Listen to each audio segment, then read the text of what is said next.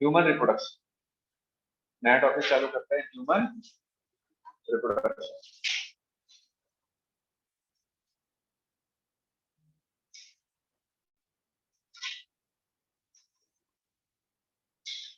NCERT रखे हुए सब लोग? आप नहीं रखे बेटे एनसीईआरटी? निकाल के रखो। हाँ चलो ठीक है, ठीक। चलिए ह्यूमन रिप्रोडक्शन देखेंगे। ह्यूमन रिप्रोडक्शन के तीन फेसेस होते हैं, तीन फेस होते हैं। एक pre fertilization event,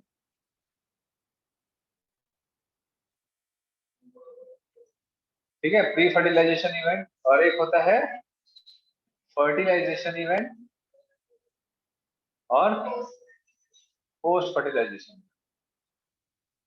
post fertilisation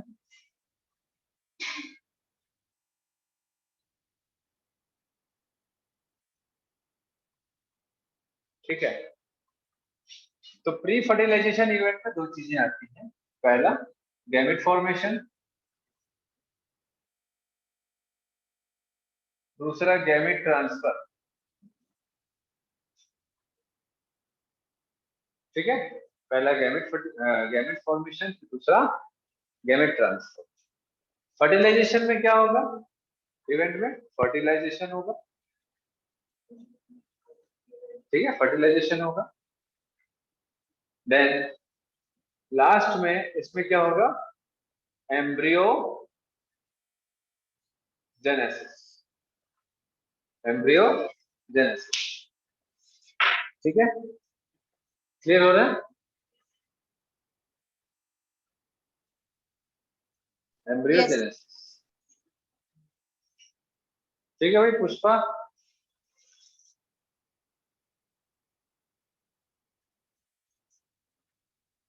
हटा रहा हूं इसको मैं, हो गया ना सबका? Yes sir.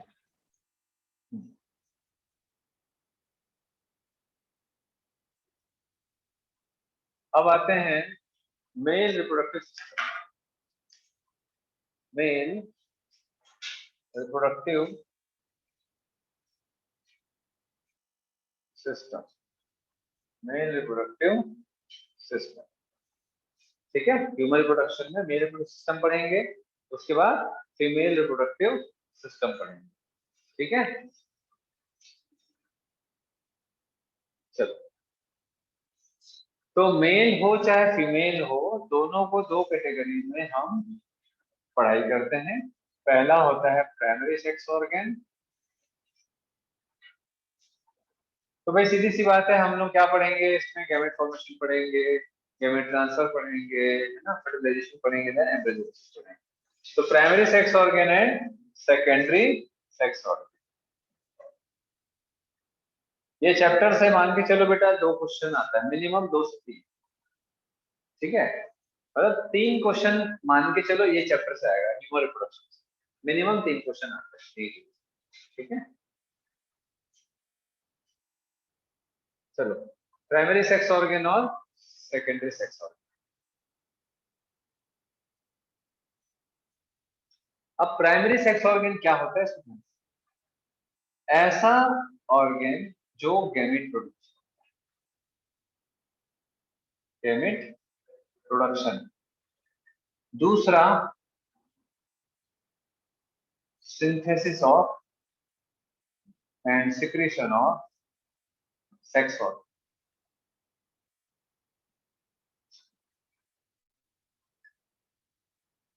समझ आया? समझ आ रहा है परमिंदर? Yes sir. तो प्राइमरी सेक्स ऑर्गन का काम क्या होगा? प्राइमरी सेक्स ऑर्गन मतलब जो गैमेट बनाएगा। भाई रिप्रोडक्टिव सिस्टम का मेन काम क्या है? पहले गैमेट बनाना, है ना, तभी तो ऑफस्प्रिंग पैदा होंगे एंड सेक्स हार्मोन प्रोड्यूस कर। तो एक्चुअल में सेक्स हार्मोन का मतलब क्या होता है? सेक्स हार्मोन की जरूरत होती है गैमेट प्रोडक्शन, चाहे मेल हो चाहे। ठीक है, चलो मेनली प्राइमरी सेक्स ऑर्गन का ये दो काम है। ठीक है, सेकेंडरी सेक्स ऑर्गन का क्या काम होता है? ट्रांसफर ऑफ गैमेट, है ना, and storage of gamete. Transfer and storage of, ठीक है, समझ आया बेटा? ये ऑनलाइन वाले आप लोगों को ये बहुत छोटा छोटा तो नहीं दिख रहा है? ठीक दिख रहा है क्या? यस सर, ठीक है सर ठीक है। चलो, तो प्राइमरी सेक्स ऑर्गन क्या होते हैं और सेकेंडरी सेक्स ऑर्गन क्या होते हैं? तो गैमीट प्रोडक्शन कहाँ होगा? Primary sex organ. तो प्राइमरी सेक्स ऑर्गन किसको बोलते हैं? मेल में प्राइमरी सेक्स ऑर्गन टेस्टिस होता है, ठीक है, मेल में प्राइमरी सेक्स ऑर्गन टेस्टिस होता है। तो टेस्टिस का क्या क्या काम होगा? जो काम दिया गया है वही काम होगा, समझ आ रहा है रेणुका? Yes sir. क्या काम होगा? Gamete gamete formation. Production and sex organ, gamete अच्छा। प्रोडक्शन है। तो कौन सा गैमेट प्रोड्यूस होगा? स्पर्म। ये मेल, हमें मेल का पढ़ रहे हैं, तो किसका होगा? स्पर्म। समझ आ रहा है? Yes sir. सेक्स हार्मोन कौन सा होगा? टेस्टोस्टेरोन। टेस्टोस्टेरोन। हाँ, समझ आया? ठीक है, तो primary sex organ is testis, और टेस्टिस का मेन काम क्या होगा? Gamete production, that is sperm, and sex hormone production and secretion, that is testosterone. ये मेल की बात करें, फीमेल का जब स्टार्ट करेंगे तो फीमेल का पड़ेगा, ठीक है, समझ आ रहा है? सेकेंडरी सेक्स ऑर्गन में क्या क्या है? सेकेंडरी सेक्स ऑर्गन में आएगा पहला accessory ducts and accessory gland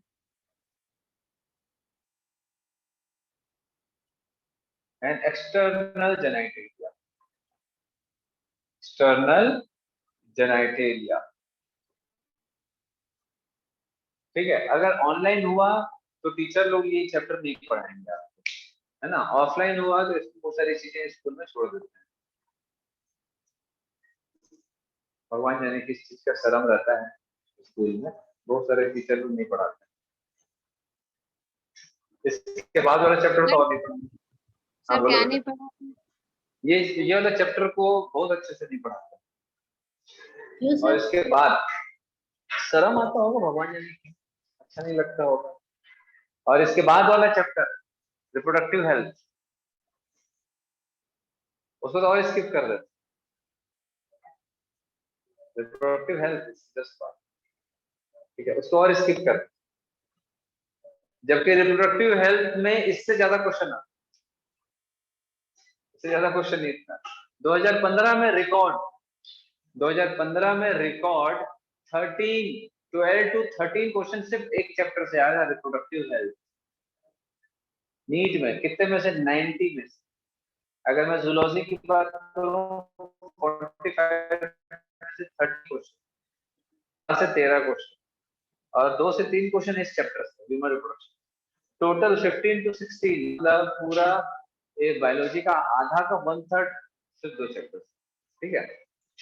तो कभी कभी अनइक्वालिटी से क्वेश्चन आ जाता है, तो हर एक चैप्टर इंपॉर्टेंट है, कहीं से भी क्वेश्चन भर भर के आ सकते हैं, अपने को नहीं मालूम, ठीक है।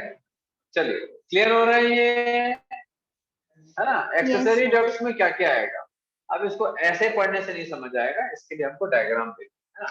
तो मैं डायग्राम बनाने के लिए मुझे थोड़ा सा जगह चाहिए, जो कि यहाँ पर नहीं है। इसको मैं मिटा रहा हूँ बेटा, सर आप रब, यस सर। रुक जाओ, उधर लिख रहा हूँ मैं, उधर लिख दूंगा, ठीक है, उधर लिख दूंगा। एक्सेसरी डक्ट, एक्सेसरी डक्ट, ठीक है, accessory gland and external genital, ठीक है। चलो, एक्सटर्नल जेनिटल, देन उसके बाद हम देखेंगे डायग्राम, दैट इज टेस्टिस का। टेस्टिस कितना होता है? एक या दो? 1 pair, that is 2 in number, ठीक है। तो ये अपन देखेंगे, तो टेस्टिस के अंदर बहुत सारे कंपार्टमेंट्स दिख रहे हैं आपको, ऐसा block block block, yes sir. है ना। तो इसको बोलते हैं टेस्टिकुलर लोब्यूल। इस लोब्यूल के अंदर ध्यान से समझ, बहुत सारे ऐसे ट्यूब लाइक स्ट्रक्चर जिसको बोलते हैं सेमिनिफेरस ट्यूब्यूल। देखा? Yes sir.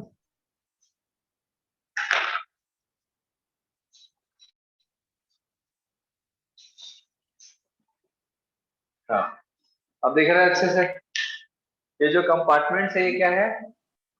Testicular lobules. और हर एक लोब्यूल के अंदर 2 to 3 क्या रहेंगे? Seminiferous tubule. समझ आया? बस डायग्राम को पहले देखते जाओ, बाद में बना, नहीं तो समझ नहीं आएगा कौन से चीज कहां से बन रहे हैं। तो ऐसा जो टेस्टिकुलर लोब्यूल है, हर एक टेस्टिस में अराउंड 250 टेस्टिकुलर लोब्यूल्स होते हैं। ठीक है, हर एक टेस्टिस में कितना टेस्टिकुलर लोब्यूल होगा? अराउंड 250। तो ऐसा बहुत सारा है। और हर एक में 2 to 3 सेमिनिफेरस ट्यूब्यूल होते हैं जो ब्लैक कलर में बना है।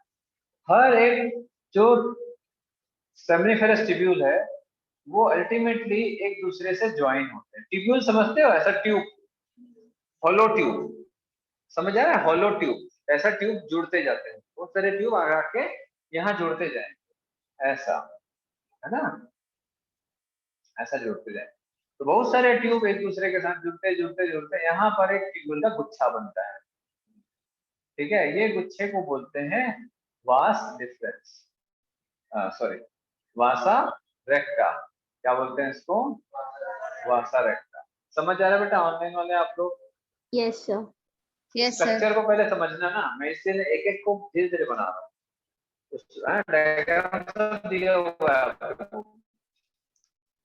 फिर ये जो वासा रेक्टा है, वासा रेक्टा क्या? It is a collection of many seminiferous tubule. फिर उसके बाद बहुत सारे फ्यूज हो गए।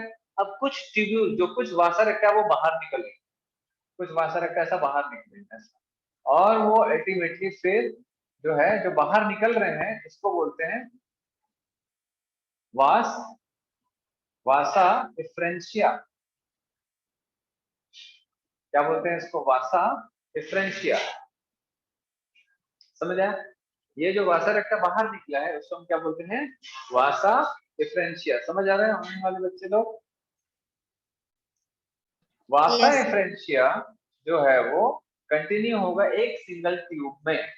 ठीक है, इस सिंगल कॉइल्ड ट्यूब को हम बोलते हैं, इस सिंगल कॉइल्ड ट्यूब को हम बोलते हैं एपिडिडाइमिस। क्या बोलते हैं भाई?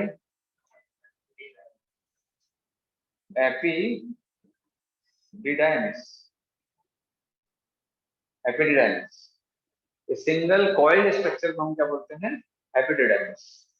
ठीक है, एपिडिडाइमिस जो है वो अनकॉइल्ड होकर के एक सिंगल ट्यूब में ऐसा कंटिन्यू होता है, सिंगल ट्यूब में ऐसा कंटिन्यू होता है। समझ आया? समझ आ रहा है? Yes Pushpa, Renuka, Parminder, yes sir. ये जो सिंगल कंटिन्यू ट्यूब है इसको बोलते हैं वास डिफरेंस। समझ आया? ठीक है, अब ये तो हो गया एक टेस्ट सफा ऐसा। ये इसको वासा रेक्टा बाहर निकला, वासा फ्रेंचिया। वासा फ्रेंचिया बहुत सारे, मतलब कुछ नंबर ऑफ ट्यूब्स का कलेक्शन।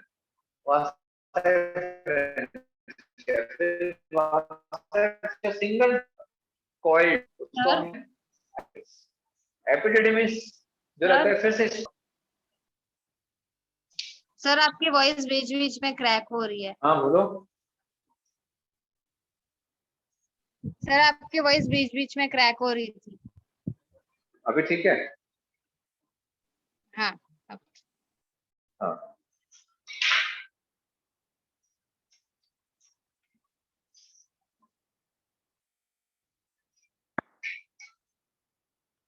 ठीक है, क्लियर है इतना? क्लियर Yes, है? sir.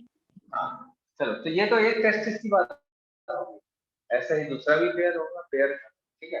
तो यहाँ पर भी सेम ऐसे ही होगा ऐसा, और यहाँ से भी सेम ऐसे ही वास्ट क्या निकलेगा, वास्ट डिफरेंस, है ना। ये वास्ट डिफरेंस, दोनों वास्ट डिफरेंस एक जगह जुड़ेंगे और उनका एक कॉमन ट्यूब बनेगा। दोनों वास्ट डिफरेंस एक जगह जुड़ेंगे और उनका एक दोनों का कॉमन ट्यूब बनेगा। क्या बोलते हैं इस कॉमन ट्यूब को? Ejaculatory duct. इजैक्यूलेटरी डक्ट, ठीक है, समझ आया क्या है ये इजैक्यूलेटरी डक्ट, ठीक है। तो इजैक्यूलेटरी डक्ट क्या है?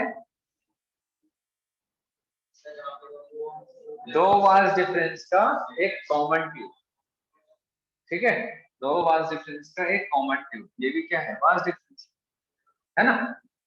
क्लियर हो रहा है? चलो, तो अब दोनों टेस्टिस जो है वो कवर्ड होता है एक स्किन के फोल्ड से। दोनों के दोनों जो टेस्टिस होता है वो कवर्ड रहता है एक स्किन के फोल्ड से, ऐसा, ठीक है। तो ये जो स्किन का फोल्ड होता है इसको बोलते हैं स्क्रोटम। क्या बोलते हैं भैया? स्क्रोटम, ठीक है, समझ आया बात? स्क्रोटम, तो स्क्रोटम एक पाउच लाइक स्ट्रक्चर है, जैसे स्किन होता है हमारा वैसे ही स्किन होता है, एक पाउच लाइक स्ट्रक्चर है स्क्रोटम। स्क्रोटम के अंदर क्या मिलेगा? टेस्टिस मिलेगा। डायग्राम इंपॉर्टेंट है, समझना है, ठीक है। टेस्टिस किसके अंदर मिलेगा? स्क्रोटम के अंदर, ठीक है। चलो, देन दूसरी चीज,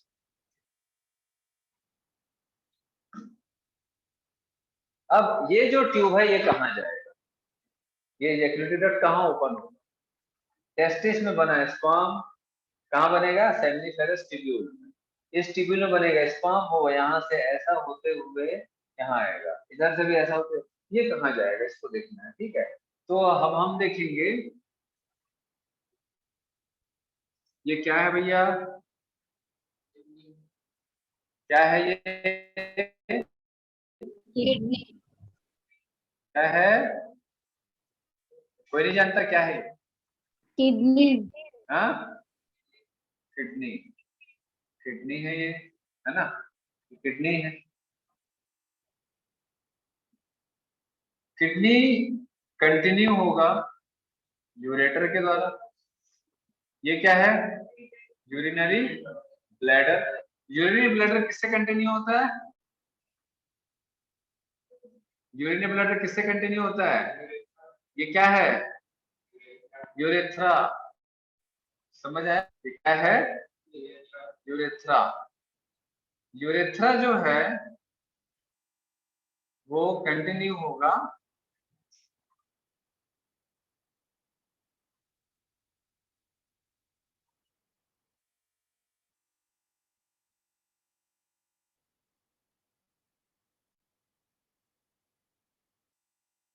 तो ये क्या है बेटा? यूरेथ्रा, है ना, ये क्या है? यूरेथ्रा। अब इधर देखो, ये जो यूरेथ्रा आ रहा है ना उसी में पीछे से, जैसे फॉर एग्जांपल ये यूरेथ्रा है, ठीक है, फॉर एग्जांपल ये यूरेथ्रा है ना, और ये क्या है?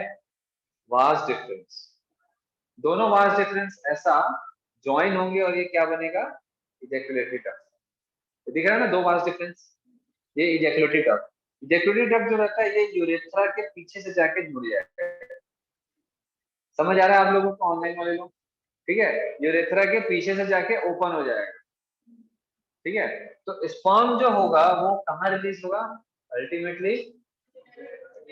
बोलो भाई ऑनलाइन वाले लोग, यूरेथ्रा में। ऑनलाइन वाले, समझ आया?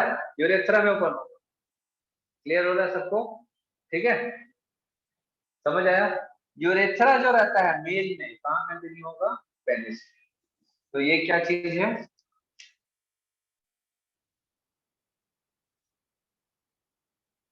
पेनिस, ठीक है, समझ आ रहा है बात? ठीक है, Yes, तो sir. यूरेथ्रा का क्या काम होता है? चलो बताओ भाई रेणुका। यूरेथ्रा का मेन काम क्या है? देखो ना, मैं तो पूरा डायग्राम बना के रख दिया, पानी लेके आ रहा हूँ। नहीं, पहला काम था, मेन काम। यूरिन का पैसेज है। हाँ, यूरिन का पैसेज है।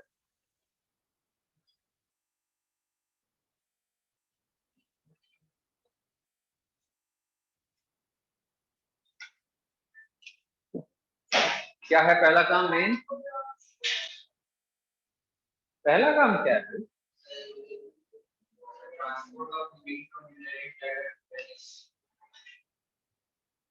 मेन काम दिख रहा है आप लोगों को? मेन तो ये यूरिनरी सिस्टम का पार्ट है। आप लोग जब 11th में पढ़े थे तो क्या पढ़े थे? क्यों भाई, ऑनलाइन वाले लोग क्या पढ़े थे? हम लोग यूरिनरी सिस्टम पढ़े थे। जब एक्सक्रीटरी सिस्टम क्या पढ़ते हैं? किडनी से यूरिन बनेगा, यूरेटर में जाएगा, यूरिनरी ब्लैडर में जाके स्टोर होगा, जब ज्यादा ब्लैडर फुल हो जाएगा फिर यूरिन यूरेथ्रा से पास आउट हो जाएगा। ये पढ़े थे ना हम लोग? Yes sir. अब ये जो जेनाइटल सिस्टम है ये तो अलग से आके जुड़ गया है। ये सिर्फ मेल में होता है।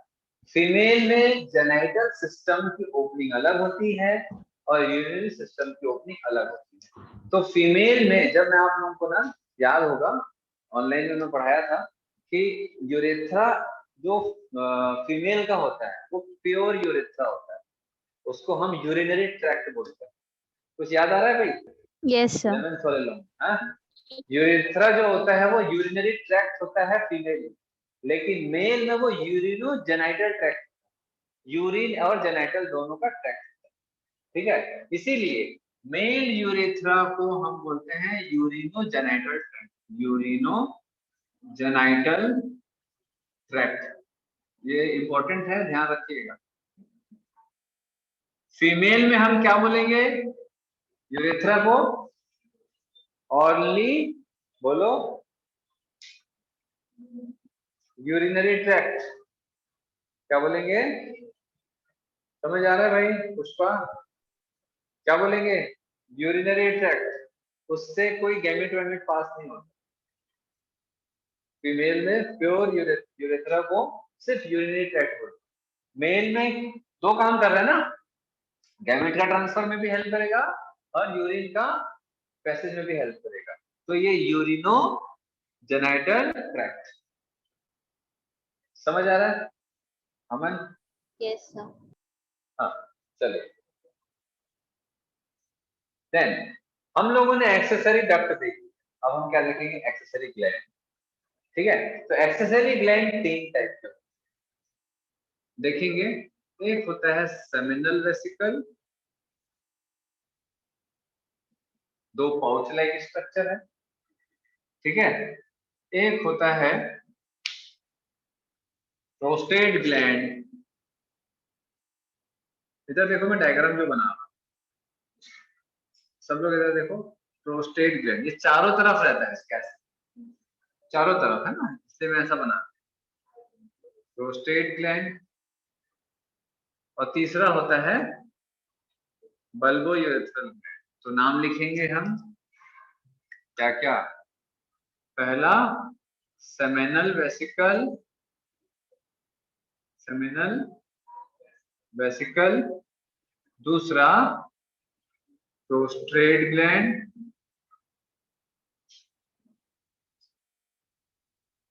तीसरा बल्बो यूरेथ्रल ग्लैंड, और इसको बोलते हैं कॉपर्स ग्लैंड, कॉपर्स ग्लैंड।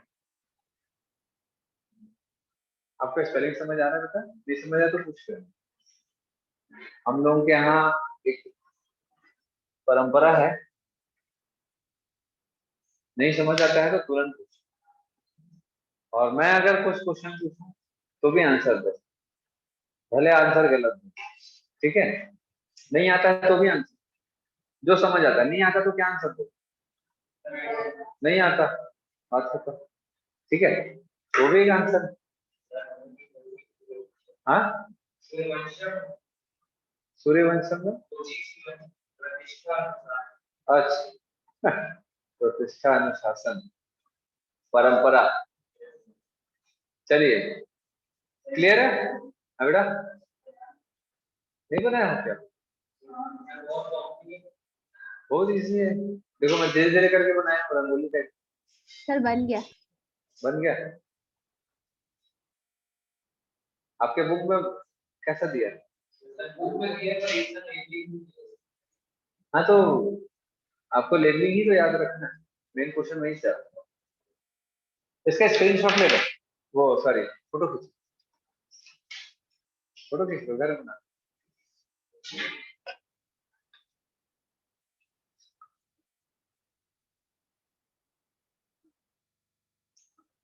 अभी और बचा है इसमें कलाकारी, मतलब कुछ कुछ और समझाना बचा है। अभी हम ये सिर्फ आउटलाइन देख रहे हैं।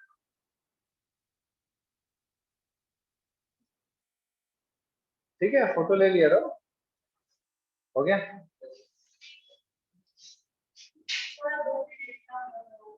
हाँ हाँ, अच्छा जल्दी बस, नहीं खुल रहा है क्या लॉक? चेहरा नहीं पहचान रहे थे, फेस लॉक वाला बड़ा गड़बड़ है।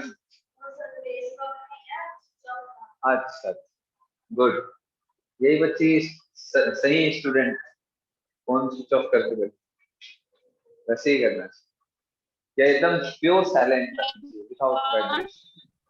हाँ बोलो बेटा। सर कौन अच्छी बच्ची है? ओ एक स्टूडेंट फोन स्विच ऑफ करके बैठी। चलो हो गया। अच्छा एक्सटर्नल जेनेटिव एरिया क्या है? पेनिस। ठीक है, तो ये तीनों चीज हो गया सेकेंडरी सेक्स ऑर्गन, है ना। हम लोगों ने प्राइमरी सेक्स ऑर्गन का क्या डेफिनेशन देखा था? भैया जो गैमेट प्रोड्यूस करेगा और जो सेक्स ऑर्गन प्रोड्यूस करेगा वो प्राइमरी सेक्स ऑर्गन है, बाकी सब जो है वो सेकेंडरी सेक्स ऑर्गन की कैटेगरी में आएगा। तो हम लोग देख रहे हैं कि जो गैमेट टेस्टिस है, तो टेस्टिस से बाहर निकल कौन रहा है? रिटी टेस्टिस, सॉरी ये मैं गलत लिखा हूँ, रिटे टेस्टिस है ये, रिटे टेस्टिस। ठीक है, ये जल्दी जल्दी में रिटे टेस्टिस है बेटा, इसको सुधार लेना। ठीक है, वासा रिटे नहीं है, रिटे टेस्टिस, रिटे टेस्टिस है।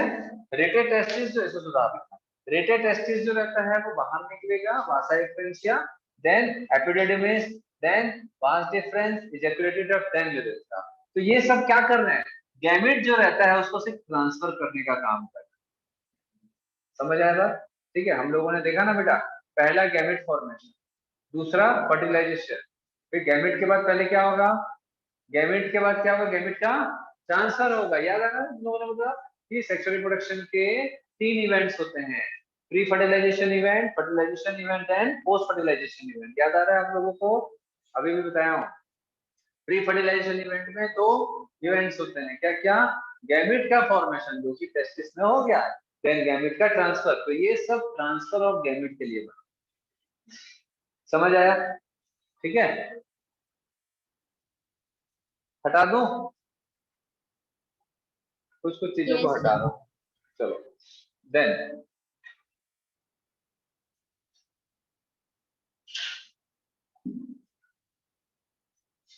अब ये जो स्क्रोटम है, इसका काम क्या होता है? स्क्रोटम से कभी कभी क्वेश्चन आता है ना, स्क्रोटम से कभी कभी क्वेश्चन आता है। स्क्रोटम एक पाउच लाइक स्ट्रक्चर है, पाउच लाइक स्ट्रक्चर है। ठीक है, इसका मेन फंक्शन होता है कि स्क्रोटम के कारण जो टेस्टिस है, देखो टेस्टिस जो रहता है वो बॉडी से बाहर होता है, ये पाउच लाइक स्ट्रक्चर है। ठीक है, बॉडी के अंदर नहीं होता है, एब्डोमेन के अंदर नहीं होता है, एब्डोमेन के बाहर होता है। तो ये एब्डोमेन के बाहर इसलिए होता है ताकि 2 to 2.5 degree centigrade temperature lower than body temperature, lower than body temperature मतलब बॉडी टेम्परेचर से 2 से 2.5 डिग्री सेंटीग्रेड टेम्परेचर यहाँ पर कम रखा जाता है। Why it is necessary? Sperm formation. ठीक है, it is necessary for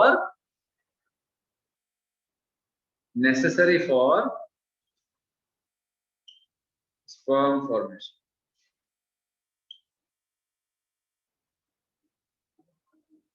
ठीक है, नेसेसरी फॉर स्पर्म प्रोडक्शन या स्पर्म फॉर्मेशन। ठीक है, ये इंपॉर्टेंट है बेटा। कितना डिग्री टेम्परेचर पूछा जाता है एग्जाम में? 2 to 2.5 degree centigrade temperature lower than body temperature. Clear है? तो स्क्रोटम का ये काम होता है। ठीक,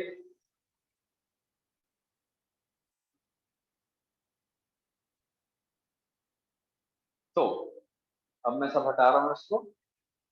देन उसके बाद एक्सेसरी डक्ट का जो पाथवे होता है, स्पर्म का पाथवे, वो हम देखेंगे। एंड एक्सेसरी ग्लैंड्स का फंक्शन देखेंगे। हटा दो ना? चलिए डायग्राम का काम अभी हो गया ना? हाँ हो गया डायग्राम। फोटो वोटो ले लो आपको, तुम मिटा रहा हूँ। हाँ चलो सब हटा रहा हूँ।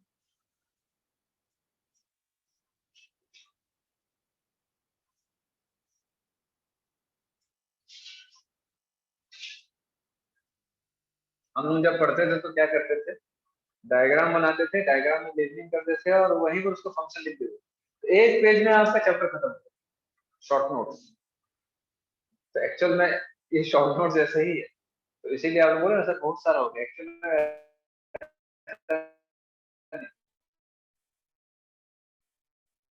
क्योंकि हमारा एक चीज को जल्दी से कैच कर।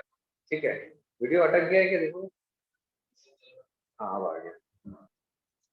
तो देखो, जनरली जब शॉर्ट नोट्स बनाते हैं ना, तो मैं बच्चों को ना शुरू में एक ही चीज बोलता हूँ, शॉर्ट नोट्स जब बनाते हैं, ठीक है, तो हमेशा पेज नंबर कम रखना। जितने ज्यादा पेजेस रखोगे उतना याद रखना मुश्किल हो जाएगा। जितने कम पेज होगा मटेरियल उतना याद रहेगा। क्योंकि कभी हमारे जो ब्रेन में कभी कभी इमेज की कॉपी हो जाती है। तो जब आप एक ही पेज में बहुत सारे इंफॉर्मेशन लिख लेते हो और उसको बार बार पढ़ते हो, तो कई बार आप नहीं भी पढ़ोगे ना तो भी उसका इमेज दिमाग में छप जाता है। तो आप कहीं ना कहीं उसको ढूंढ लोगे वो मटेरियल। ठीक है, और सबसे बेस्ट होता है डायग्राम के थ्रू याद रखना चीजों, सबसे बेस्ट। और डायग्राम से भी अच्छा होता है वीडियो। वीडियो का मतलब होता है running diagram. Running diagram, imagination कैसा सा होता हो।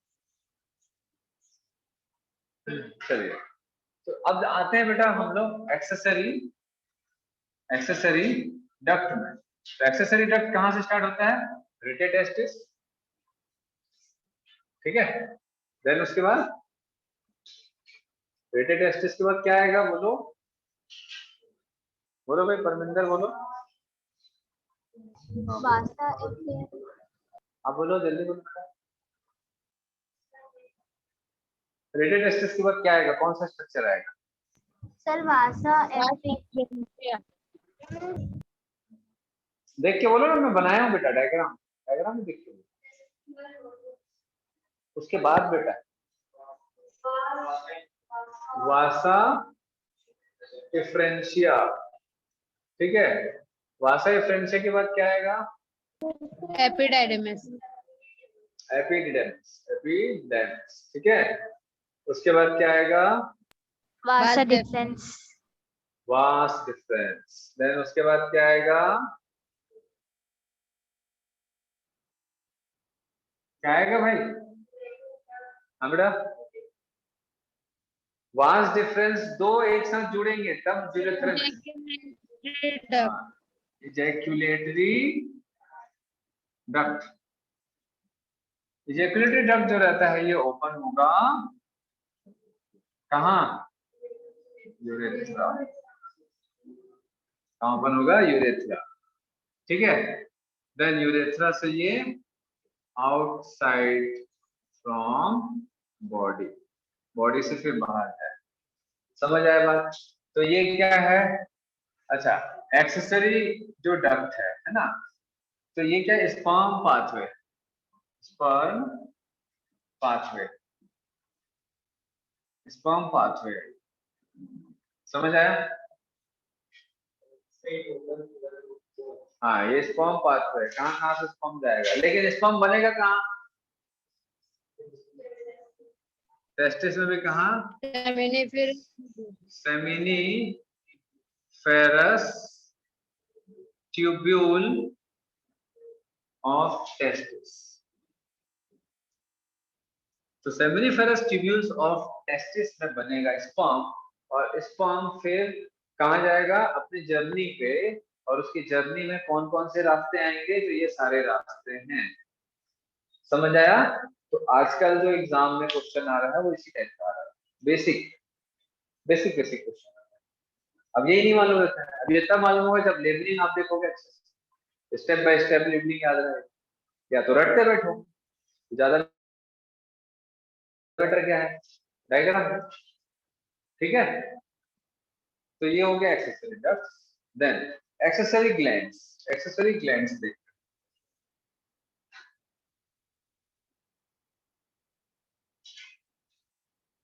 एक्सेसरी ग्लैंड्स, ठीक है।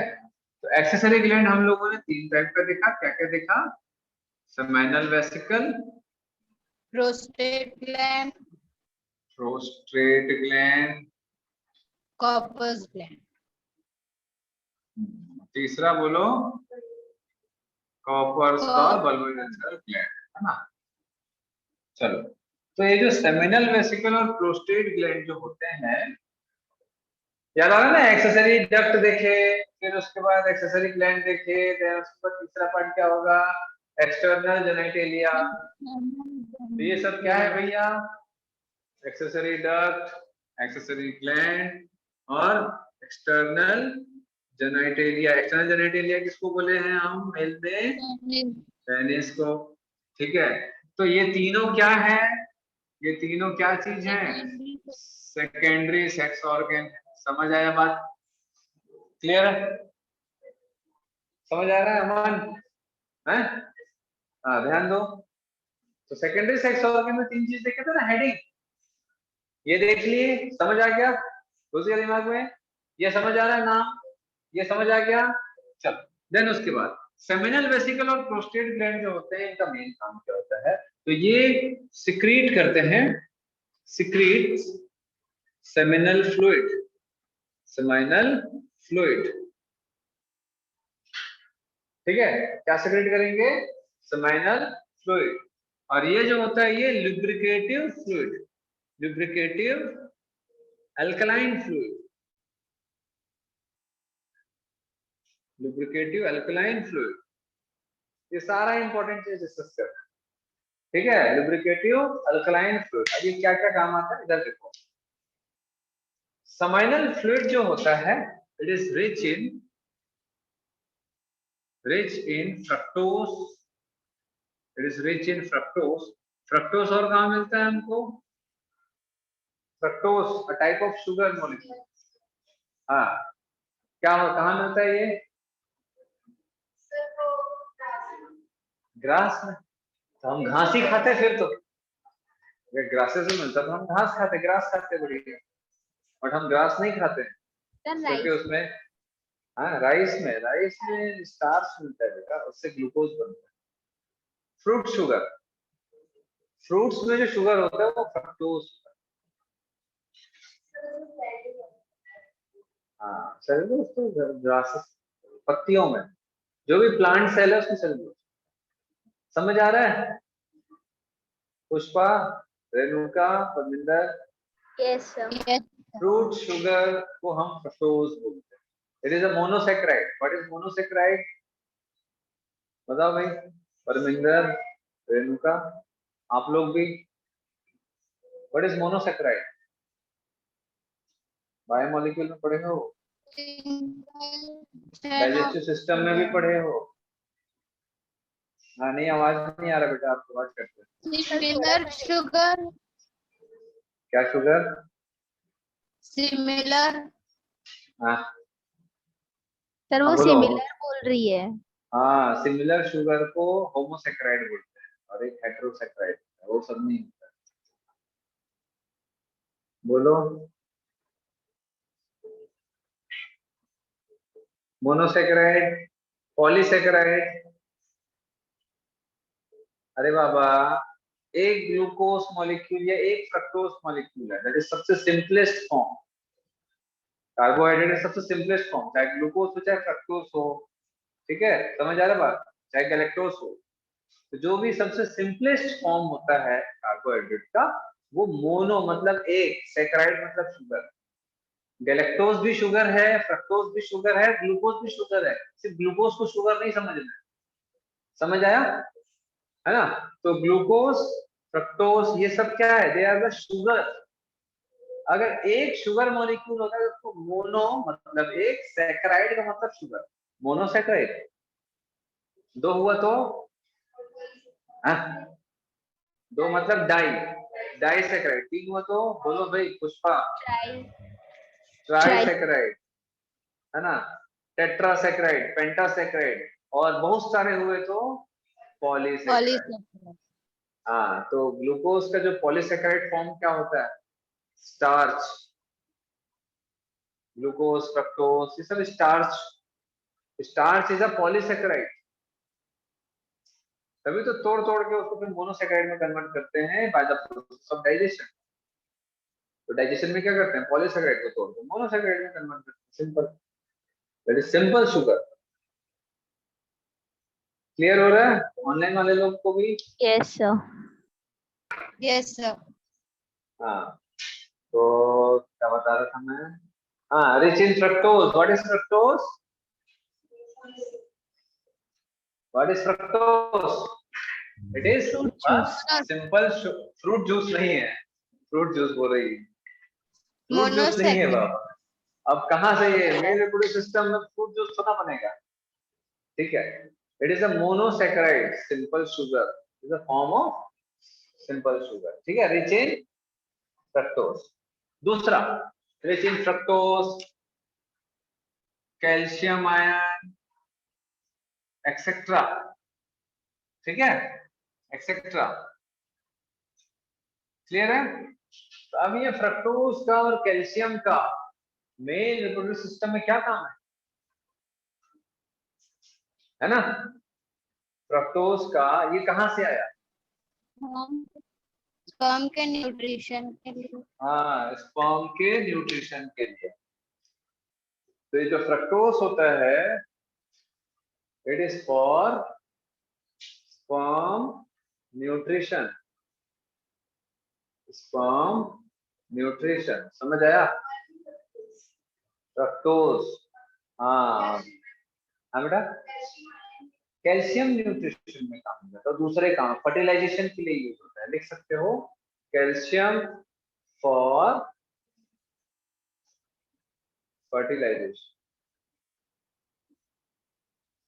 कैल्शियम फॉर फर्टिलाइजेशन, दोनों इंपॉर्टेंट है। ये बहुत बार आया है ना? स्पर्म को एनर्जी कहाँ से मिलेगी? स्पर्म को एनर्जी कहाँ से मिलेगी? करिए, है ना? सर हाँ सर बोलो। सेमाइनल फ्लूइड अल्कलाइन होता है। हाँ बेटा, अल्कलाइन होता है, सब अल्कलाइन। क्योंकि यूरिन का पीएच क्या होता है? अब जैसे एक बच्ची पूछ रही है ऑनलाइन में कि ये सब अल्कलाइन फ्लूइड क्यों होता है या क्या होता है क्या? तो यूरिन का पीएच क्या होता है बेटा, बताओ ऑनलाइन वाले, और आप लोग भी 6.8। बताओ। है 7.8? सर 6.8। 6.8 बोल रहे हैं लोग ऑनलाइन वाले। 6.8 होता है यूरिन का, याद रखो। एसिडिक पीएच होता है। क्यों एसिडिक पीएच होता है? जितने भी बॉडी के ओपनिंग्स हैं, चाहे माउथ, चाहे यूरिनरी ट्रैक्ट, चाहे वेजाइनल ट्रैक्ट, एनल ट्रैक्ट, सब में एसिडिक पीएच होता है। क्यों? एसिडिक पीएच में बैक्टीरियल ग्रोथ अच्छे से नहीं हो पाती। तो अगर एसिडिक पीएच मेंटेन नहीं होगा, ठीक है, तो यूरिनरी ट्रैक्ट इन्फेक्शन हो जाएगा, वेजाइनल इन्फेक्शन हो जाएगा। ये सब के लिए क्या होता है ना, जितने भी बॉडी की ओपनिंग्स होती है वहीं से तो घुसेगा ना बैक्टीरिया है। 6.8 पीएच ऑफ यूरिन इज 6.8, बहुत इंपॉर्टेंट है, बहुत बार आ चुका है एग्जाम में, एसिडिटी सिस्टम में पढ़ाता हूँ मैं। और कम से कम 6.8 टाइम्स तो बताया ही होगा, क्यों भाई? Yes sir. 6 बार तो बताया ही होगा। जो जो सर इंपॉर्टेंट इसके चीजें हैं वो, हाँ, बहुत सारे पीएच बताए हैं। ब्लड का पीएच बताओ। 7.4। 7. आंसर आ गया। बोलो 7.4। ठीक है, चलो अभी तक देखो, तो हम लोगों ने क्या क्या देखा, ये तीन चीजें देखी है ना। अब ये दोनों जो है वो सेमिनल फ्लूइड बनाता है। इन दोनों में भी जो सबसे ज्यादा बनाता है, 70% part of seminal fluid is secreted by 70% part seminal vesicle.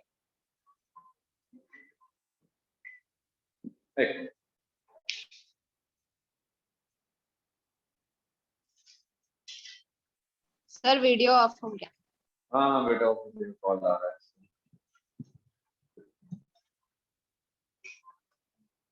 चलो, तो सेमिनल वेसिकल जो है वो कितना परसेंट फ्लूइड बनाता है, 70% सेमिनल फ्लूइड बनाता है। ठीक है, और बाकी का 30% क्या है इस पास, प्रोस्टेट ग्लैंड बनाता है। ठीक है,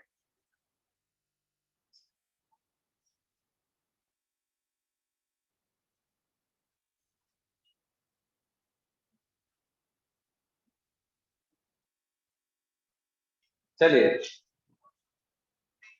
अब उसके बाद हम देखेंगे कि ये जो सेमिनल फ्लूइड से क्या काम। दूसरा, लुब्रिकेटिव अल्कलाइन फ्लूइड की बात किया मैंने। लुब्रिकेटिव अल्कलाइन फ्लूइड का क्या काम होता है, देखो, तो जैसे ये जो यूरेथ्रा है ना, ये पेनिस है। ठीक है, तो यहाँ पर क्या रहेगा भाई, यहाँ से इजैक्यूलेटरी डक्ट ओपन होगा और यहाँ पर से स्पर्म आएगा। ठीक है, तो स्पर्म को यहाँ से यहाँ तक डिलीवर करने के लिए लुब्रिकेटिव फ्लूइड का सिक्रेशन होता है, ताकि उसको आसानी से विदाउट फ्रिक्शनलेस मूवमेंट मिल सके। तो फ्रिक्शनलेस मूवमेंट के लिए ये जो कॉपर्स ग्लैंड होता है, ये लुब्रिकेटिव अल्कलाइन फ्लूइड। अब अल्कलाइन फ्लूइड क्यों, क्योंकि सर बेटा ना स्पर्म तो यहाँ से कभी कभार ही आएगा, रिप्रोडक्शन के टाइम ही होगा। बाकी समय ये किस चीज के लिए बना है, मेन क्या काम है यूरेथ्रा, ये यूरेथ्रा यूरिन पास करना। तो जब भी यूरिन जाएगा 6.8 पीएच डिलीवर होगा, तो ये पीएच 6.8 बना रहा है। इसीलिए बोलते हैं बाहर पानी अच्छे से पीना चाहिए। पानी अच्छे से पीने से क्या होगा ना, एक तो डिहाइड्रेशन नहीं होगा, दूसरा यूरिन पास होगा बीच बीच में। यूरिन पास होगा तो ये जो यूरिनरी ट्रैक्ट है यूरेथ्रा, इससे यूरिन जाएगा। तो यूरिन क्या करेगा, पीएच मेंटेन करके रखेगा। पीएच मेंटेन रहेगा तो यूरिनरी ट्रैक्ट इन्फेक्शन के चांसेस कम होंगे। तो कई लोगों को ना यूरिनरी ट्रैक्ट इन्फेक्शन होता है। तो यूरिनरी ट्रैक्ट इन्फेक्शन जो रहता है यूरेथ्रा से फिर यूरिनरी ब्लैडर फिर किडनी तक भी जाता है बैक्टीरियल इन्फेक्शन, वो पानी कम पीने के कारण। अब भाई उसकी सफाई भी तो हो। अब बैक्टीरियल इन्फेक्शन तो होना ही है, सफाई भी तो हो, सब बाहर निकल जाएगा यूरिन प्लस पीएच भी मेंटेन, समझ आया। तो पानी नहीं पीने वालों के साथ में ये भी प्रॉब्लम होता है, स्टोन तो हो रही हो गई हो। तो जो नेचुरल प्रोसेस है उसको फॉलो करना चाहिए, चाहे हम कितना भी बिजी हो, सब लोग पानी पिएंगे।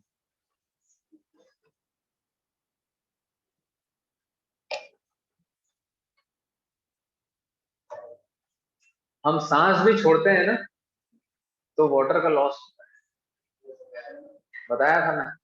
Yes sir. बताओ कितना ml वाटर का लॉस होता है पर डे, ऑनलाइन पर वाले लोग बताओ, एक दिन में कितना वाटर का लॉस होता है, सिर्फ रेस्पिरेशन के थ्रू, सांस लेने छोड़ने के हैं। 50 है सर। हाँ बोलो अमन, और क्लास बंक मारे हो सब, 400 ml पर डे।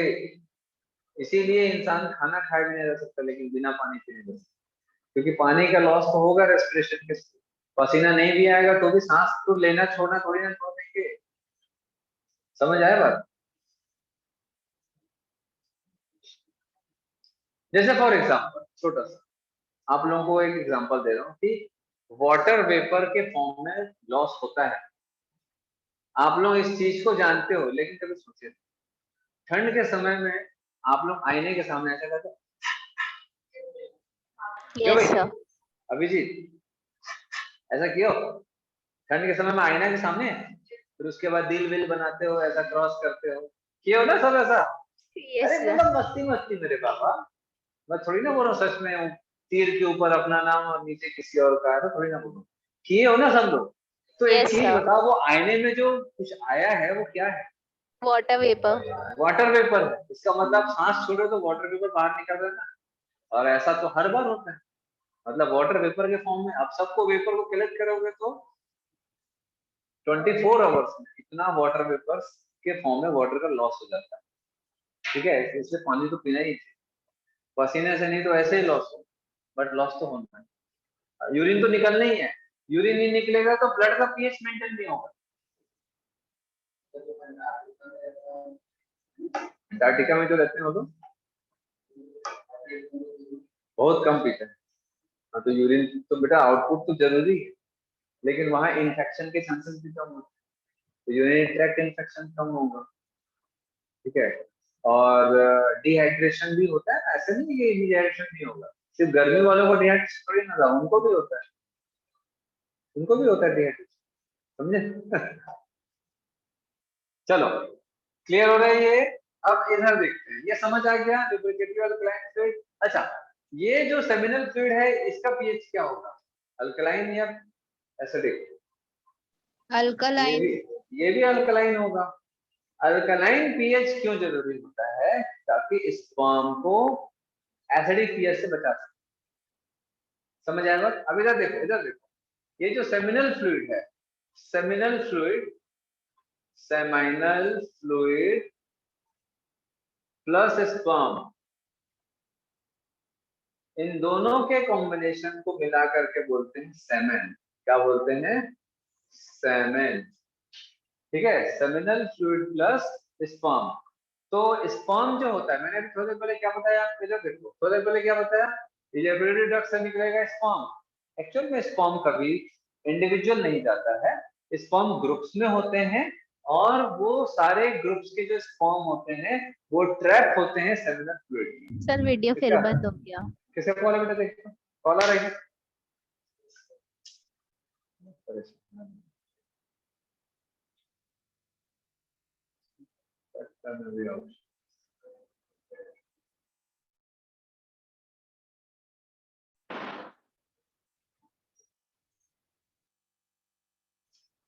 चलो, तो सेमिनल फ्लूइड जो है, इधर ध्यान देना, ये क्या है बेटा, ये दोनों से सेमिनल फ्लूइड बनेगा, और सेमिनल फ्लूइड के अंदर ट्रैप हो जाएगा, फंस जाएगा स्पर्म।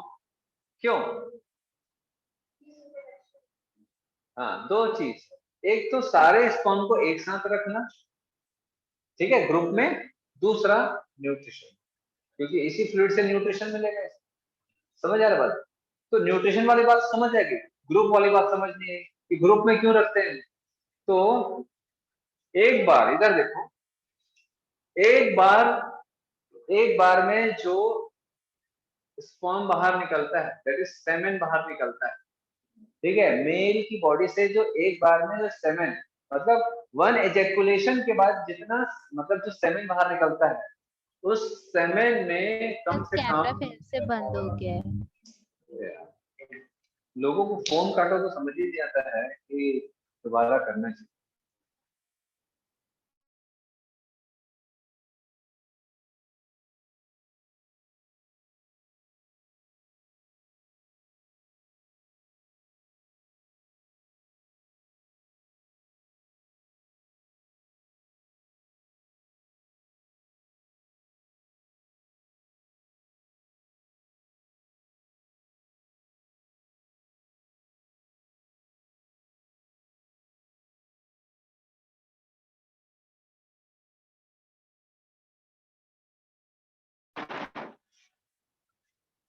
चलो, तो जो इजेकुलेट होता है, दैट इज इजेकुलेशन बोलते हैं। ठीक है, सेमेन जब पेनिस से बाहर निकलता है तो ये जो प्रोसेस होता है इसको क्या बोलते हैं? इजेकुलेशन। ठीक है, तो एक बार जब इजेकुलेशन होता है तो सेमेन में कितना स्पर्म मिलेगा? 200 टू 300 मिलियन ऑफ स्पर्म। कितना? Sir, clear? मिलियन, 20 सर से ये तो बहुत 30 करोड़ ज्यादा है। कट गए हैं। ठीक है, सर 200 बहुत टू ज्यादा है। हाँ बहुत ज्यादा होता है बेटा। सेमेन में 200 to 300 मिलियंस ऑफ स्पर्म होते हैं।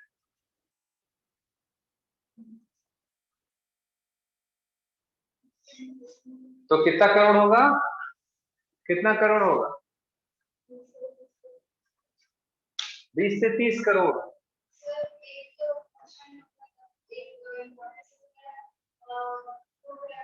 हाँ, एक ग्रुप में रखने के न्यूट्रिशन,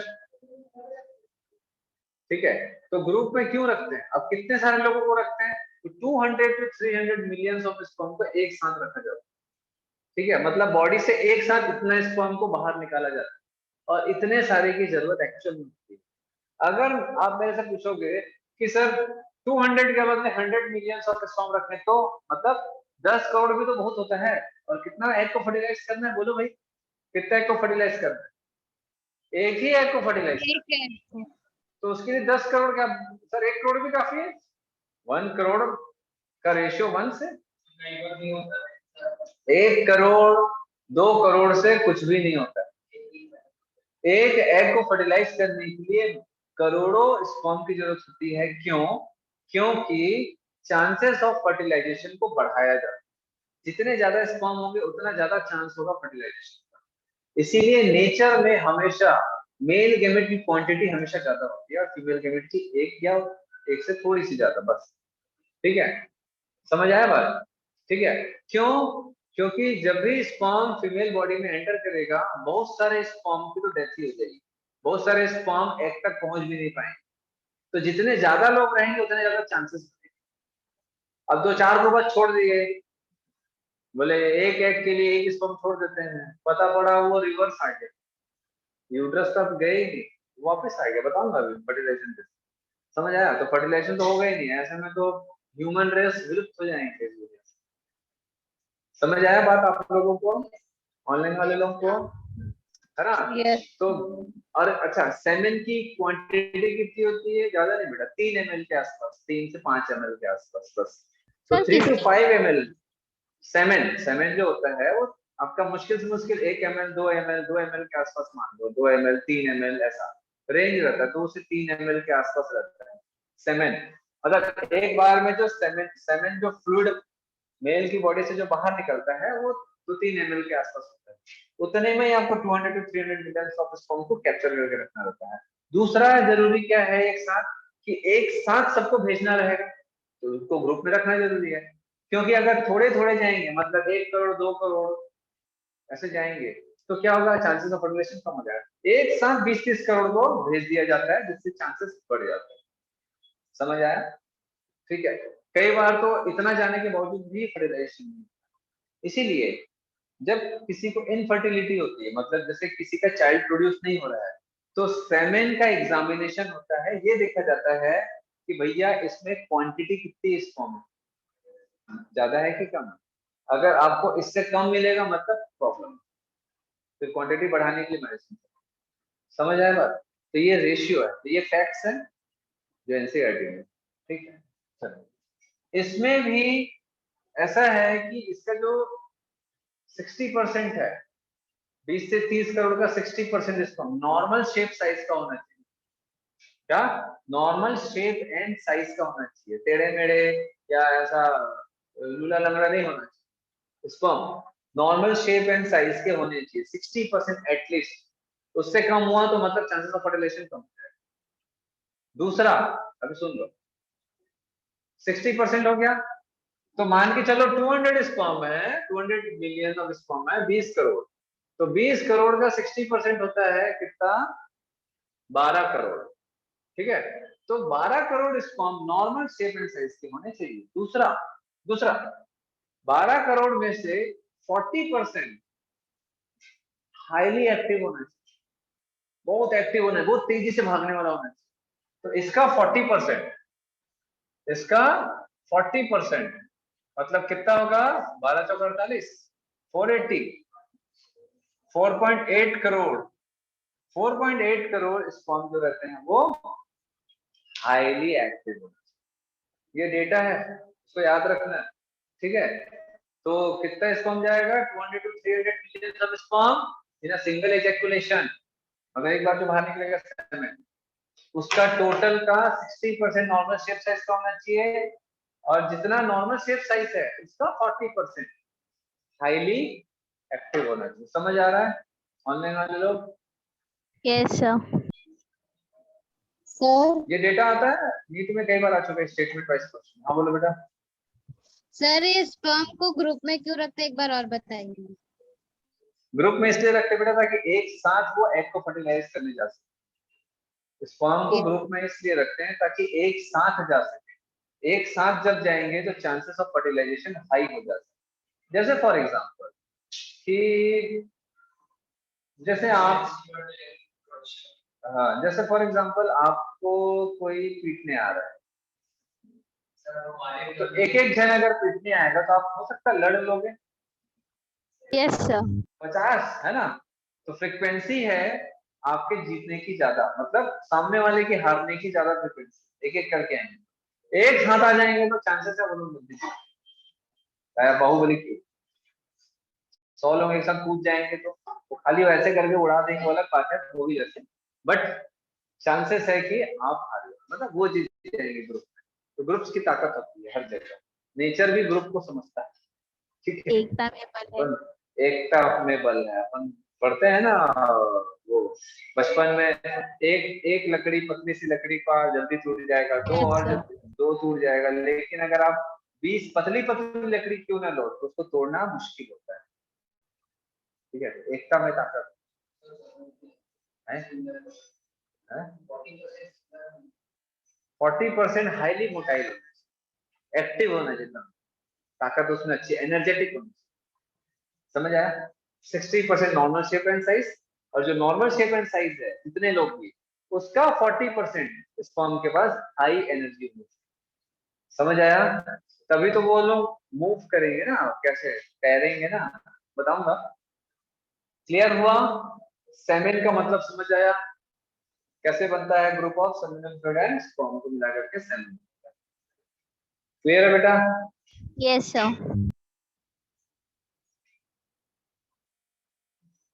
ऑनलाइन वाले सर 20 करोड़ में 60% क्या होने चाहिए, एक बार?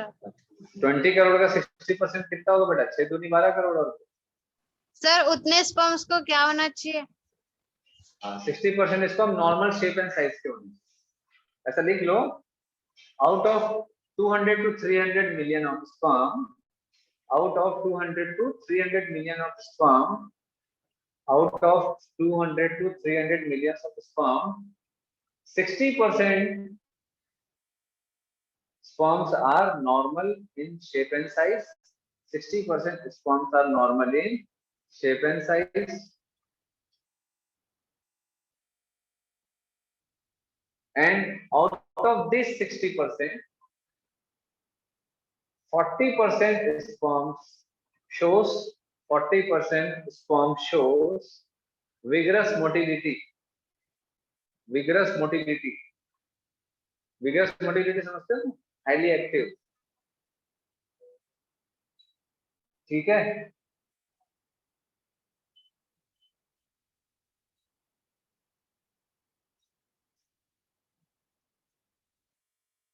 Yes, sir. Yes sir.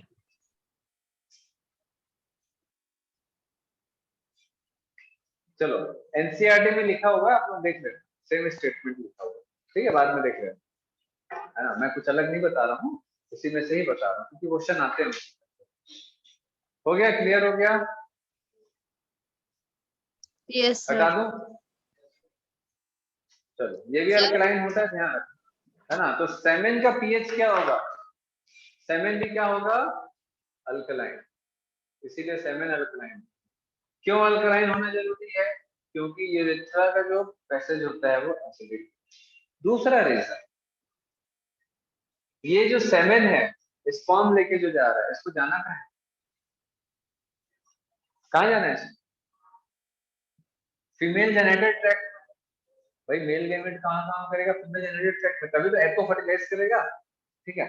तो फीमेल जेनेटेड ट्रैक्ट, वेजाइना और सर्विक्स, मैंने क्या बताया था, उसका भी पीएच क्या होता है? एसिडिक होती है। समझ आ रहा बात? तो इसीलिए अल्कलाइन पीएच होता है। अगर कभी कभी क्या होता है, ये अल्कलाइन पीएच मेंटेन नहीं कर पाता तो स्पर्म की डेथ हो जाती है।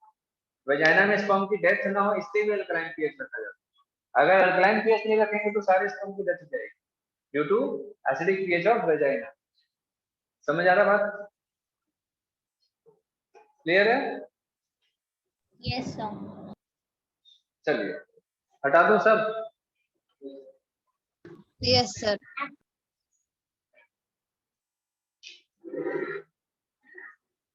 चलो, तो प्राइमरी सेक्स ऑर्गन हो गया, सेकेंडरी सेक्स ऑर्गन हो गया, है ना?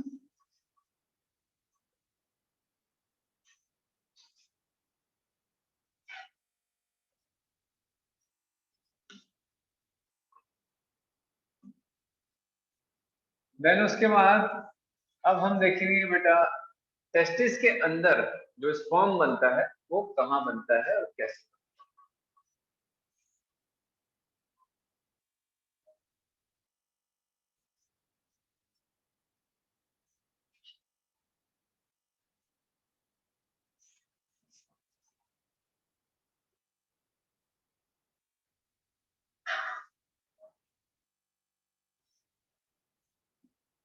अब देखेंगे, जैसे हम लोगों ने देखा था टेस्टिकुलर लोब्यूल होता है ना?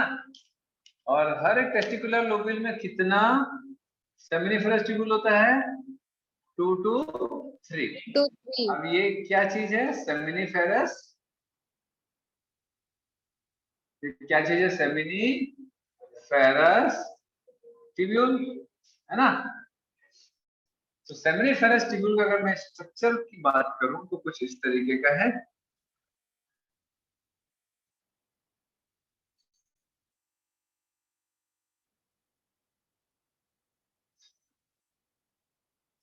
ठीक है ना?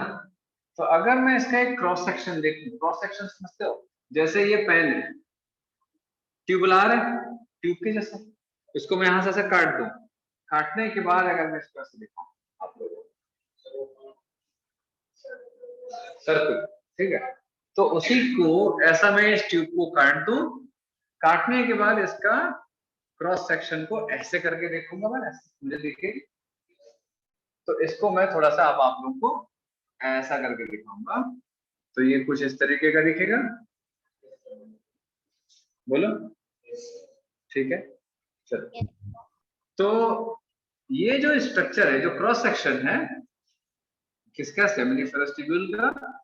ये लाइन होता है कुछ सिंपल टाइप के सेल्स।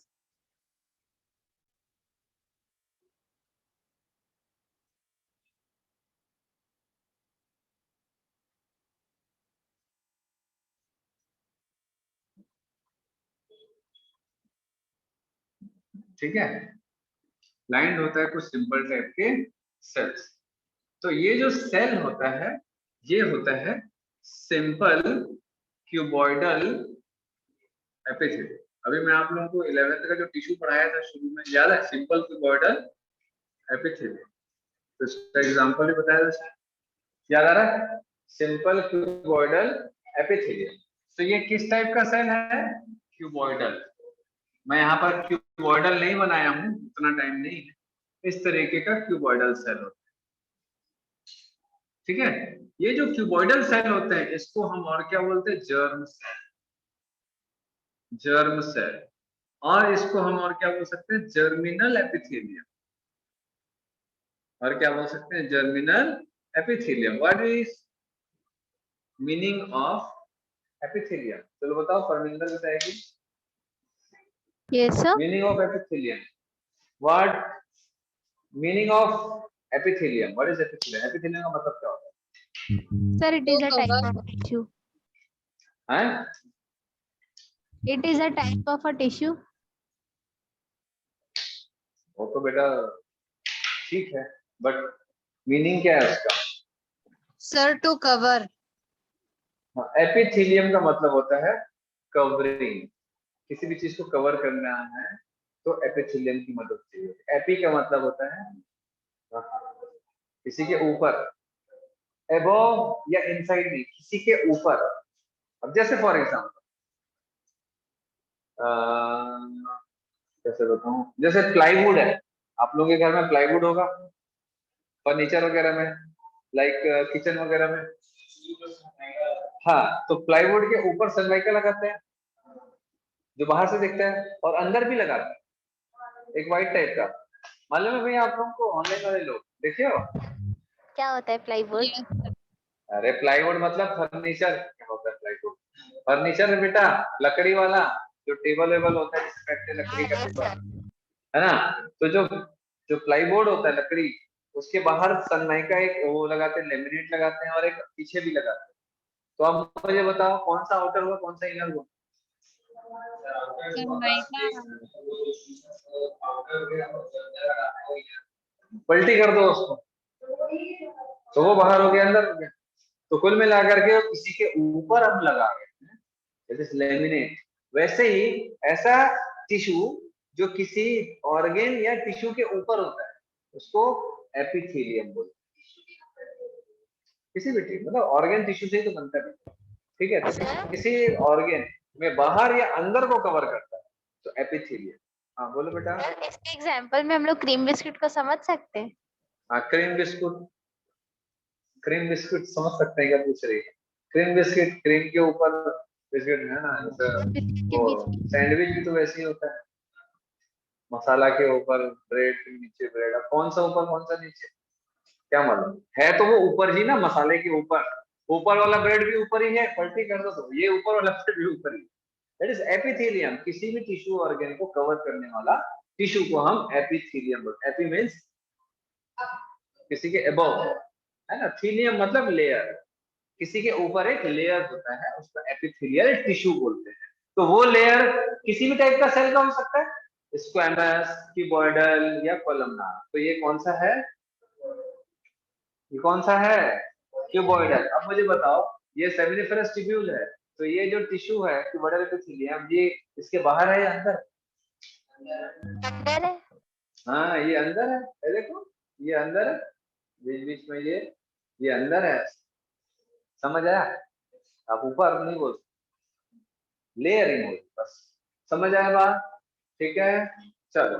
तो ये जो एपिथेलियल लेयर है इसको हम सिंपल के बड़े एपिथेलियम और जनरल एपिथेलियम, और ये जो सेल है ये बता रहा हूँ। तो ये जो क्यूबॉइडल सेल है इसको हम जर्म सेल भी बोल सकते हैं, ठीक है? इसी से ही, यही जर्म सेल जो होता है इसी से ही स्पर्म प्रोड्यूस होता है, स्पर्म प्रोड्यूस करता है ये, है ना? इसी को यही स्पर्म प्रोड्यूस करेगा। लेकिन आप देख रहे हो कि जो कंटिन्यू क्यूबॉइडल सेल्स हैं इसके बीच बीच में कुछ लॉन्ग कॉलमनार, बड़े बड़े कॉलम लाइक सेल हैं जो कि पार्शियली ओपन है, एक साइड से ओपन है।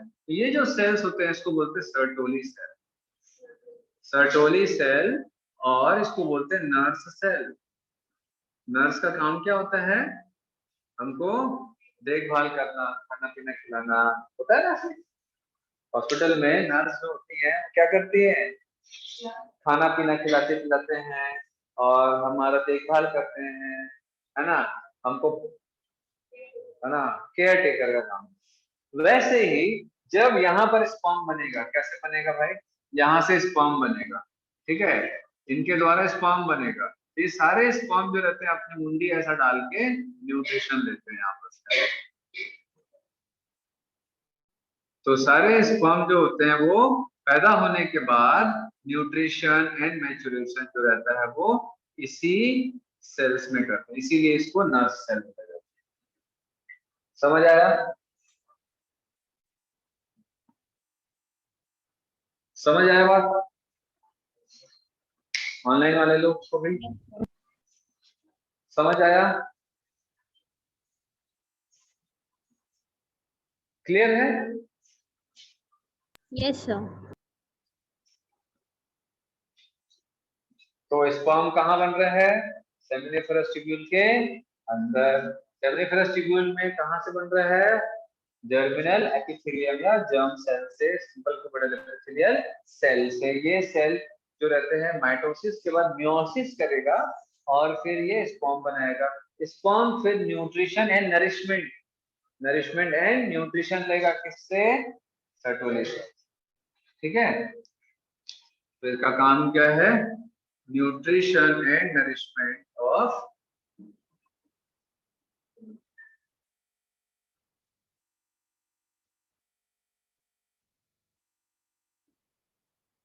स्पर्म।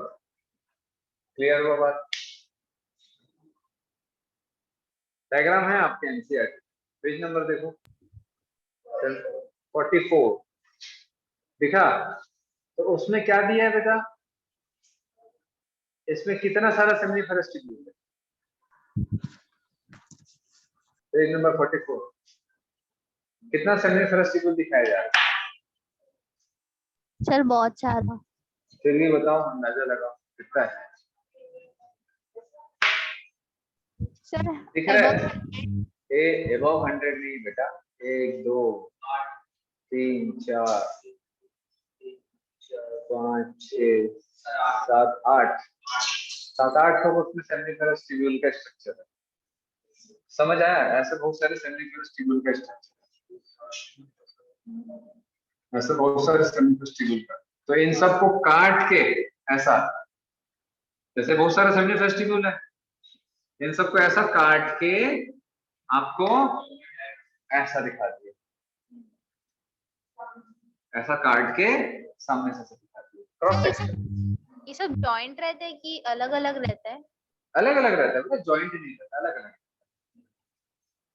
ठीक है, चलो। अच्छा, टेस्टिस का एक काम तो समझ आ गया भाई, क्या?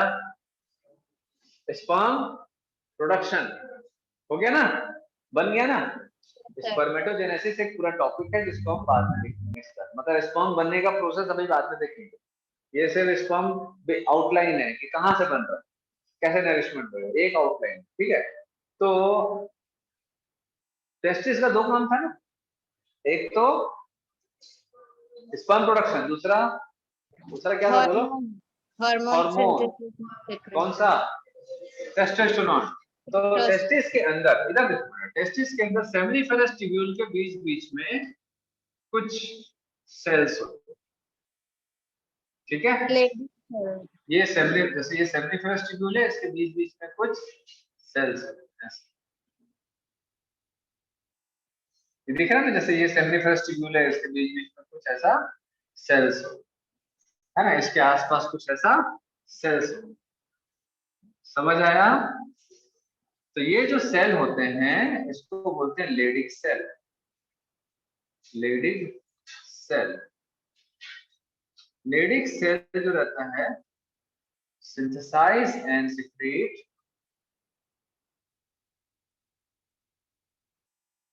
टेस्टोस्टेरोन।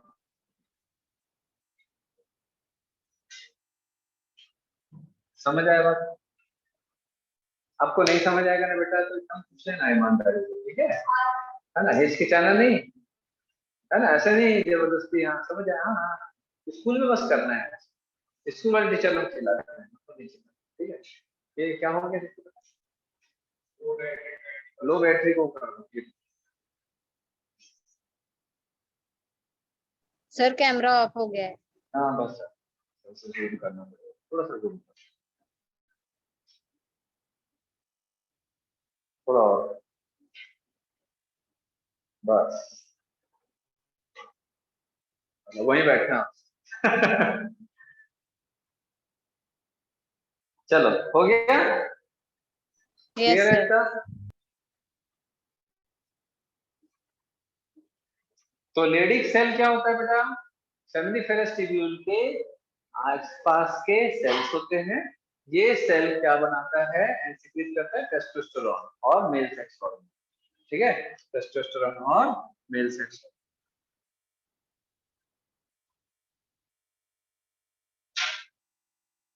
टेस्टोस्टेरोन का क्या काम होता है?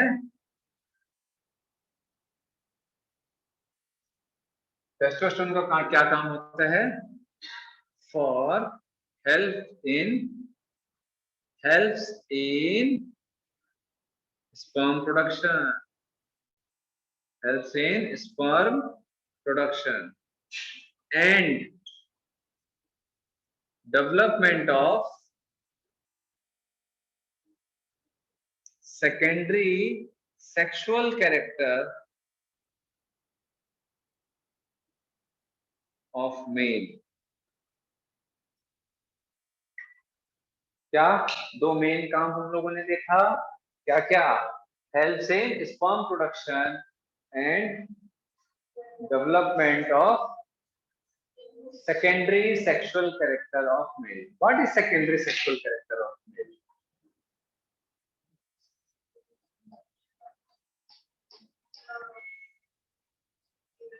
Growth of beard and mustache.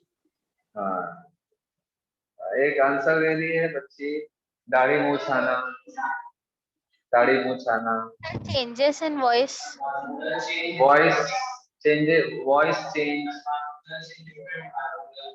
वही तो है बेटा, इसी को तो बोलते हैं हार्मोनल चेंज। टेस्टोस्टेरोन बढ़ता है, वही इसी को हार्मोनल।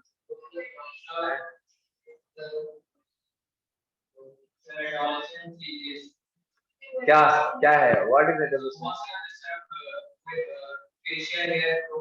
वही तो दाढ़ी मूछ आना,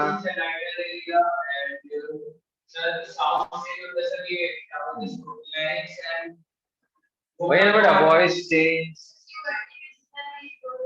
हाँ, sir chest widen, sir pectoral girdle भी इंक्रीज होता है। पेक्टोरल गर्डल फीमेल्स में ज्यादा इंक्रीज होता है बेटा, मेल्स में नहीं होता। ठीक है, शोल्डर गर्डल बोल रहे हो कि पेल्विक गर्डल बोल रहे हो? सर पेक्टोरल, शोल्डर वाला। पेक्टोरल गर्डल, शोल्डर गर्डल और पेक्टोरल गर्डल, इसका साइज है, फीमेल में इसका साइज ज्यादा नहीं है। और फीमेल में प्यूबर्टी एज में हिप गर्डल, पेल्विक गर्डल का साइज होता है। ये सब हम स्केलेटल सिस्टम में पिछले साल पढ़े हैं, क्यों भाई रेणुका? Yes sir. हाँ, तो पेल्विक गर्डल जो होता है वो ब्रॉड होता है फीमेल में, मेल में नैरो रहता है, ज्यादा ब्रॉड नहीं होता। और ये जो शोल्डर होता है वो मेल में ब्रॉड होता है और फीमेल्स में ज्यादा ब्रॉड नहीं। कंपैरिजन की बात करें, वॉइस जो रहती है एकदम खराब हो जाता है। जैसे कई बार बच्चे लोगों की आवाज सुने होंगे, भैया भैया क्या लाए हो, ठीक है, एकदम प्यारी सी आवाज। जैसे ही वो भैया बोलने वाला बच्चा बड़ा हुआ, प्यूबर्टी एज चल रहा, अरे भैया गुपचुप तो खिलाओ यार, अरे भाई डरा मत, भाई डरा मत, राक्षसी जैसे आवाज। तो ये सारे लड़कों का होता है ऐसा मैक्सिमम, समझ आ रहा बात? ठीक है, दाढ़ी मूछ आना चालू हो जाता है, ठीक है, और हाइट तेजी से इंक्रीज होना चालू होता है, ठीक है, ये हार्मोन का है। मस्कुलर पावर बढ़ना चालू होता है मेल में। मेल में सबसे ज्यादा जो मसल जो इंक्रीज होता है कंपैरेटिवली फीमेल्स के मुकाबले, that is all because of testosterone.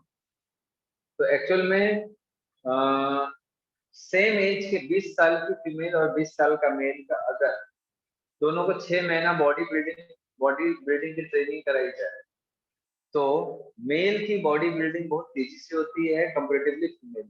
मतलब मसल डेवलपमेंट, मसल का जो जो साइज है, मास है, मसल मास, वो उसका जो इंक्रीमेंट है, मसल पावर जो होता है वो मेल में ज्यादा होगा, फीमेल में कम होगा। That is all because of testosterone.